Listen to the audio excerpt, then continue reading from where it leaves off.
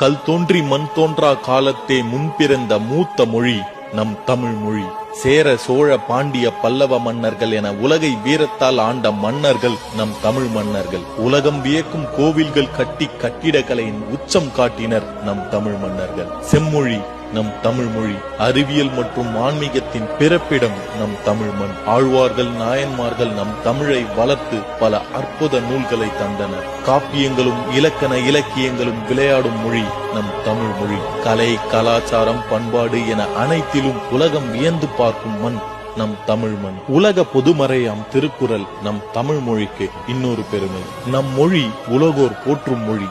அத்தமிழ் மொழியின் மாதத்தில் முதல் மாதமான சித்திரை 1 தமிழ் புத்தாண்டை கொண்டாட நாம் பெருமை கொள்வோம்.